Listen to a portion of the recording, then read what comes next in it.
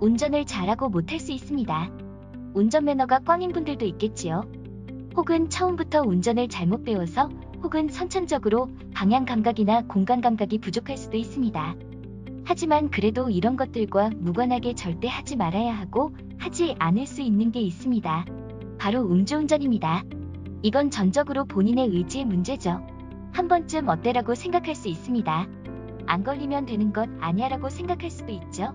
ABC 타이어에서 우리나라에서 음주운전을 한 번이라도 하다가 걸리면 받게 되는 온갖 불이익을 정리해보았습니다.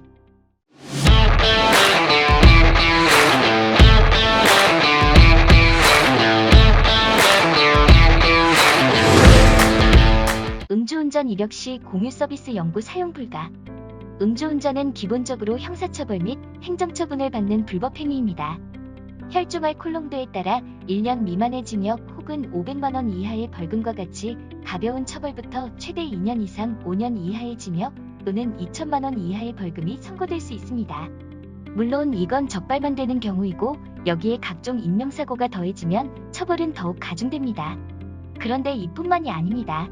우선 음주운전 처벌 전례가 있을 경우 소카 그린카와 같은 각종 카쉐어링을 비롯한 차량 대여 서비스를 이용할 수 없습니다. 단 한 번의 기록만 있다고 해도 말이죠. 조만간 자동차 메이커들이 각종 구독 서비스를 준비 중인데 이것 역시 마찬가지입니다. 전통 렌트카 업체들도 음주운전 여부를 조회해서 대여 불가 및 영구적 이용 금지 조치를 취할 수 있습니다. 음주운전 이력이 있으면 여행 가서 참 괴롭겠네요. 심지어 자동차뿐만 아니라 전동 킥보드도 안 됩니다. 이 밖에도 자동차 보험료가 대폭 할증되고 리스나 장기 렌트 등도 거부될 수 있다고 합니다. 심지어 단순 구매조차도요. 다만 이는 그럴 수 있다는 거지 실적 압박에 쫓기는 자동차 영업사원 입장에서 아무래도 그러기 쉽지 않죠. 직장 내 처벌 및 이혼 사유 가능? 그럼 운전만 포기하면 되는 거 아냐? 라고 생각할 수 있지만 그건 오산입니다. 만약 공무원이나 군인이라면 음주운전 이력은 진급을 사실상 포기해야 한다고 합니다. 징계 역시 최소 정직 이상이고요. 특히 직급이 높을수록 그렇다고 합니다. 사실상 옷을 벗어야 할 정도로 말이죠. 심지어 한직으로 강제 전출당하는 일도 흔하다고 해요. 만약 연예인이라면 당연히 사회적 지탄과 함께 활동이 중단되겠지요.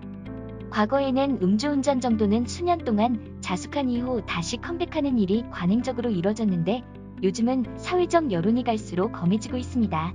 성범죄, 병역 회피, 음주운전 이 3종 세트는 공인으로서 활동이 막히는 가장 확실한 방법입니다. 나는 공무원도 아니고 연예인도 아니니까 상관없다고요?